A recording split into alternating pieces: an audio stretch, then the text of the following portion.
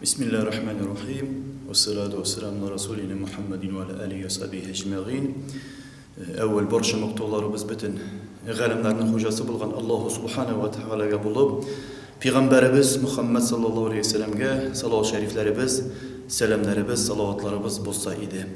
Allohning ismi bilan barig'izni salamlayman. Assalomu alaykum va rahmatullohi va barakatuh. Muhtaram ham muhtarama din qardoshlar. Elhamdülillah bugün de Allah'ın rahmeti bilen inşallah biiznillah sanavlı günlerimiz kaldı deb aytdik. İzgi Allah'ın ayı, tinchlik ayı, tıyılу ayı, g'iybadat ayı. Allah subhanahu wa ta'aladan şuşu dünyaga deb aytdik. İzgi Kur'an-ı Kerim ingen ay Ramazan şerif ayı bizga oyak basabız. Allah subhanahu wa ta'ala şuşu ayda dürüst etip niyetlerimizni kılıp, dürüst etip orazalarımızı tutup, dürüst etip g'iybadatlarimizni kıluvlarımızı nasip kılsa idi.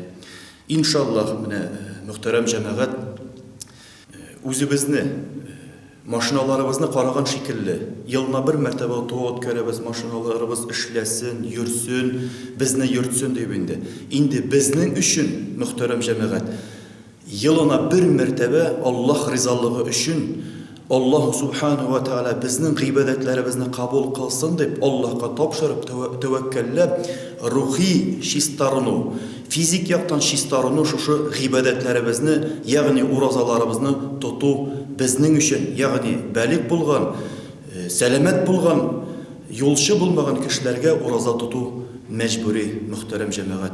İnşallah orazalarımızı selamet kelish, birdemlikte, iminlikte, tinchlikda, g'oylalarimiz bilan, bolalarimiz bilan, tug'anlarimiz bilan inşallah tatulukta g'iybadatlarimizni o'tab shig'ullarimizni Alloh subhanahu va taala nasib qilsa edi.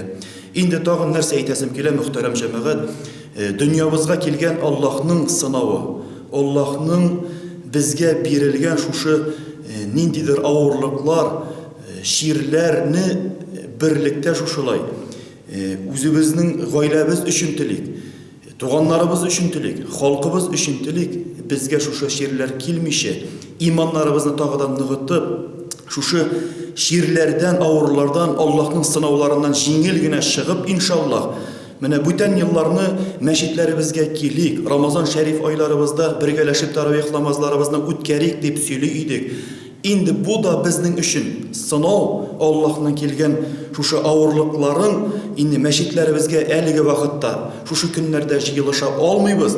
Bu da bizning uchun muhterem cemaat nindidir bir Allah'tan berilgen uylanır üçün, nindidir bir fikirler üçün o'zimizning uylarımız bilen, nindidir günahlarımız üçün, nindidir ağırlıklarımız üçün berilgen bizge qarata muhterem cemaat sınov. Bizning o'zimizning elimiz üçün gina tugul, bütün dünya ko'lamida kelgan ağırlık. Muhterem cemaat, birgeleşip uylaşıp, günahlarımızga qarata nindidir tövbelerimizni qilib, günahlarımızga qarata fikirlanik, kimnidir yıl davamında rencitkenmiz, kimgedir ağır sözler aytkenmiz, nindidir günahlar kılganmiz, bolsun bilip hem bilmey kılgan günahlarımızga Allah subhanahu wa ta'ala tövbelerimizni kılıp, şu izgi Ramazan şerif aylarımıza dürüst etip, kirip, hem dürüst etip, o'tab shig'ullarimizni Allah subhanahu wa ta'ala nasip kılsa idi. Tağın narsa aytasim kelar muhterem cemaat. Endi taravih namazlarimizni endi şu günlerde uylarimizda cemaatlarimiz bilan, bolalarimiz bilan birlikte o'tkazamiz.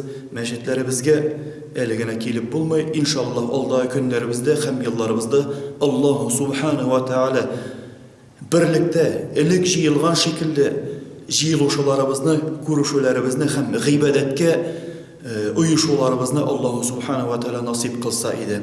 Mübarek basın kelashak izgi Ramazan şerif aylarımız Allah subhanahu wa ta'ala birlikte aytganimcha iminlikte, imanda, ihsanda birbirlerimizni g'afu etishib, birbirlerimizge inşallah muhabbette bulurlarımızı Allah subhanahu wa ta'ala nasip kılsa idi. Esselamu aleyküm ve rahmetullahi ve berekatuh.